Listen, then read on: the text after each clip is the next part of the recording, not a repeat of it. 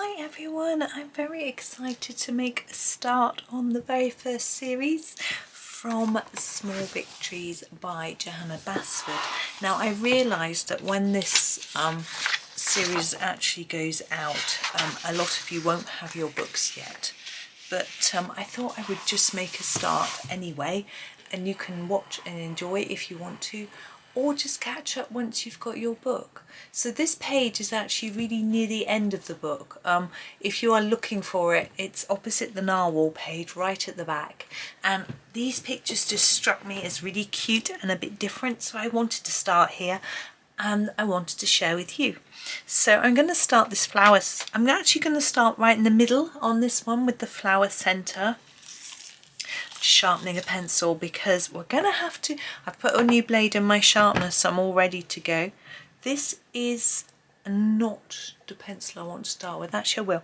The light yellow ochre. I was actually looking for the green gold, but we'll do this one now. It's sharpened and ready. So I'm going to go right around the edge of this centre, quite overlapping quite a few layers, and then slightly reduce it a bit towards the middle. And then I'm going to use a lighter yellow.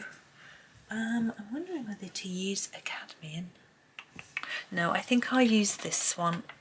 This is the Naples yellow. Ooh, it looks a little bit orangey in this light. I don't know how well I can see it, but it is a more browny yellow.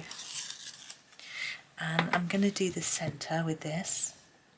So just going over the bit where I faded and then taking the colour right to the middle. I'm not leaving any white. Sometimes I do if I'm doing gold or something, but I'm not doing gold. I want a darker colour around the edge, having picked up the wrong one. It's okay because we can do that now. We can sort of do a step backwards and do that one. So I'm going to use this pencil. This is the burnt sienna, and I'm going to use it just around the edge of the circle on the inside still. Maybe a little bit on top of the black if I can. I'm just going to slowly take a little bit of darker colour around the edge there. There we go. Now I'm just going to brush off because I've spilt some pencil sharpeners there. Okay, so now our actual flower. I really wanted a nice pretty reddy pink colour, and I think I'm going to go for this. I'm not sure how well it'll show up, but we'll see. This is the pompeian red. I rather like it. I don't think I told you I was using Polychromos pencils. Sorry. I would have put it in my description, but I know not everyone reads that. So what I'm doing is fading towards the outside. So more layers here and less towards the edge. There will be other colours involved, so it won't just look like this. Yes, so yes, sorry, it's hard to know, you know, what pencils to use in a video always. I like to mix it up a little bit, but because this book needs such a sharp pencil in a lot of the little details, I thought that Polychromos would be good. I think Staedtler's would be very good too. They're quite hard pencils, so that always helps. If you don't have Polychromos, I do have a few conversion charts in my Ko-fi shop. There's a link in the description to my Ko-fi shop between Polychromos and other brands. I'm trying to think. I think I've got one for. Trying to remember. I think there might be one for Castell. There's definitely one for Prisma. And if you've got a brand of pencil and you'd like me to do one, let me know. Obviously I have to have both brands in order to do it, but I'm willing to give it a go. I know you like your conversion charts, and some people do them quite often, so you might have some already, but it depends. Obviously it has, as I say, you have to have all the brands in order to be able to do them. And like, for example, for things like Arteza, I only have 72, which is a lovely amount to have, but it means that I can't do a chart necessarily because I don't have the full complement of pencils. Right, I'm going to grab a slightly darker pencil now. This is the burnt carmine, you have to believe me. And I'm sorry, that was very blurry, didn't it? I want to go around the edge of the centre. I'm going to sharpen a bit. I just want to emphasise that centre bit a little bit more. Oh, this doesn't want to turn in the sharpener. There we go. Don't know what happened there. It's a strange squeaky noise. So I'm going to try and put down quite a lot of layers near the centre, and then just spread them up a little bit up the petals. It's a very pretty flower, I think, Johanna's drawn for us. Now the tips of the petals aren't tidy enough for me, so I'm going to use this colour. It's called, in my set, Dark Flesh.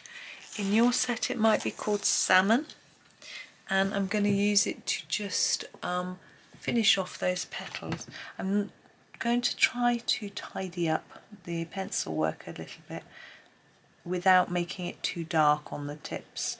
It's a little bit tricky, but I shall do my best.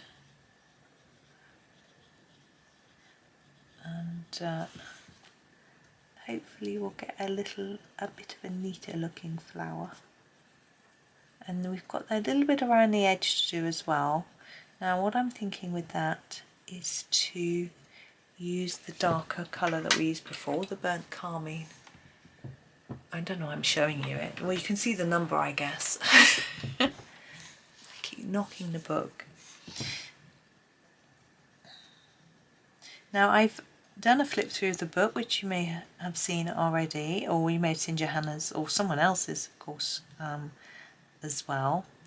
And so I've looked, and I did a detailed flip through, so I really looked in detail at each of the pages and the pictures and wanted to just see what was going on with each, because I find with a faster flip through you can't see all the details in the pictures, and sometimes you don't know if you want to buy it unless you know if there's a cute little thing here and there, and you know, whatever.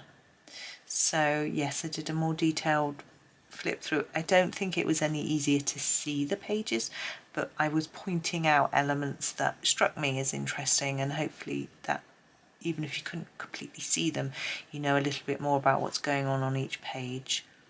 And so hopefully that'll be helpful. And so if you haven't made up your mind if you want the book, that might help you to decide. I rather like that. Should we just leave it there? I like to tease you, don't I? Okay, we have leaves obviously to do next. I'm going to grab the permanent green. I think that's the right sort of shade. So here it is. You might be hearing me sharpening. I sharpen every time. We're going to do this large leaf first. Yeah, I just sharpen everything because it's quite small. It is going to be an eater of pencils, I think, this book. Although you could use really hard pencils like Crayolas, Tombows, that sort of thing, and they will, you know, they'll get into the small spaces and they won't wear down as quickly as some pencils. I mean, I can't, well, even the Prismacolor Very Thins might work quite well because they're a nice pencil, I think. Although if you're comparing them to Prisma, they definitely prefer Staedtler, I have to say. Now I'm going to go for a lighter colour for the tip. Nice and straightforward, just the grass green. So basically, as I faded that towards the tip, I'm going to go take about halfway down the petal, a leaf, sorry, and then put my colour to the tip. So hopefully you can see that it's lighter here than here. It's not massively different, but a little bit.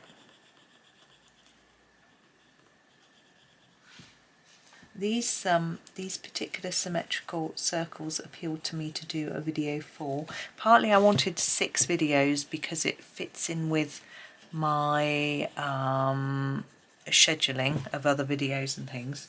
I won't go into details, but it just sort of worked. But also I just really like these. They just were a little bit different. Now I've got my leaf green here, and I'm going to do these leaves here, I'm going to use the same technique, so layering up more here and then fading to the tip, but I'm only going to use this one colour because we've got quite a small shape, but hopefully you can still see there's a little bit of a difference in colour between the base and the tip, and the same for these ones down here. Now we could do these the same, all differently. I think I'll do them slightly different colour. I think we might as well just vary it. We've got plenty of colours in our set. I'm just going to layer up a little bit more on the bases of these, just so they look, you can hopefully see the colours fade. And my last colour is the light green I'm going to use for the other two. It's quite short, this one, you'll struggle to see the name. It says something green. It's light green. Oops, sorry. And that's for these two, and I'm going to use the same technique. I'm not sure how effective it's going to be with it being such a pale colour, because I want to obviously make sure you can see that I've coloured right to the tip. I know some people like to leave a little bit of a gap on the tip. There's nothing wrong with that. If you like to do that, that's fine, because the light might be shining on the tip and catching it and making it, you know, making it look white. There we go. So there's that little bit. Now we have the vine parts I'm going to do next. I'm going to do all of those the same colour. I quite like them to be slightly darker because I'm thinking it might sort of frame it a little bit. So I'm going to grab the permanent green olive. We're still in a similar-ish colour family, but it's a little bit darker. So I'm going to go darker. Now I use the word colour family very loosely. I don't actually understand what colour families are, and I know that Claire Edie, Colour with Claire, has produced a lot of charts with colour families on, and I think the idea is that the colours look similar enough so that you can use them together without them looking odd. So if I use this green here with, say, a light phthalo green, it might not work because one's bluey green and very light. This one's a sort of mid-tone and a bit darker, so you know they don't feel like they belong together. So I think that's the idea, but I did watch her video, but I didn't really understand quite what it was all about. But I know a lot of people have really liked her charts, and they're available in her Ko-fi shop. So if you want some help with colour families, then that's where to go, because she's been working really hard on those. I think looks like it. She's produced a lot of them. Now this is just plain colouring here. These are very thin vines. We don't really need anything too complicated or detailed. There isn't a lot of space. You could make them darker at the end, a bit lighter in the middle. But as I said, I wanted them to look a bit like they were framing it, and therefore having something that's a little bit more intense and sort of is the same colour almost helps, I think, with a frame. Oh, the sun's out. Gosh, I was out this morning and it was raining. It was so wet and cold. It felt like big coat weather, if you know what I mean. I know in some parts of the world and the country, like Scotland, it's usually always big coat weather. But today, my goodness, I wore a jacket and it was raining the whole time I was out. And the wind was blowing. It was really chilly. And we went to the farmer's market. I suspect the store holders were really cold. But fortunately, because we were moving all the time, we were okay. My poor boys, they went to pick up their new glasses. Right, I'm thinking that these little leaf clusters will pick up some of the colours from here. I think that's going to work the best. I'm tempted to actually do them all the same, and I think I'm going to do them the permanent green. I'm thinking I want them to be dark because they're sort of on the edge, but not as dark as these. So that's my thinking. And I'm going to again try and just fade them a little bit towards the tip, but you know, not nothing to worry about. If you can't get it don't worry, just block it in, because they're little, you will barely see it. You might see it with a magnifying glass. Now, I was quite worried that I would need my some magnifying glasses for this book, but actually so far it's been okay. This is my second sort of picture from it after the one I did when I did the flip through. And no, I found it pretty good going, so I'm pleased. I am getting some new glasses soon though, hurrah! I've made an eye test appointment. When my boys were picking out their glasses, I popped in with them and just made myself an appointment, as I was with them because we were shopping, and so they popped in and got their glasses. And but it's not until the 22nd of November, but at least I've got one now, so we're getting there. Okay, now these bell flowers around the edge, I was sort of thinking, do I do them a different colour or the same colour? Do I bring in a new colour? I don't think I really want to bring in a new colour, and so I'm wondering whether to do them in one of the yellows from the centre of the flower, in the same main pink that we use, but actually I am going to use this one, the dark flesh, the salmon. I'm going to use that, I think, because it will look a little bit different to the other flower, but it will match in. Do you see? Now, of course, you might not want to do yours all the same colour. It is a symmetrical design, and I like to match in my symmetrical designs. That's just my personal preference, but obviously you don't have to. I have seen symmetrical designs where people have not matched them, and they've looked pretty good, I have to say. And I was like, I'm not sure that would take me too far out of my comfort zone, I think, but they looked good. Now you can see I am just blocking these in. I am not doing any shading. I may do some in a minute, but I just want to see how they look, and they are quite small, as I'm sure you've noticed. I keep saying, I'm going to say that in every video for this book, it's a bit small, but it is. But what I mean is it's a little bit small to worry about shading, a little bit intricate for lots of different colours, but I think we can put a little bit on. I've got an idea just to do a tad just before I finish. So I'm going to use the burnt carmines. We're going to jump in really dark and just use a little bit on the bottom of each one. So I'm just going to do a little bit. I don't even know if it's going to show up that much, but that's why I've used this dark colour, because it's only a little bit. You don't have to do this if you don't want to. I'm not sure it's really adding very much anyway, to be honest.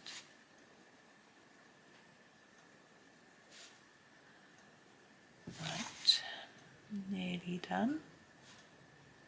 We're about halfway, aren't we? I can hear my dryer, it's calling me. I can hear that it's finished, and I need to go and check what's in there to see if it needs going back on. It's very exciting.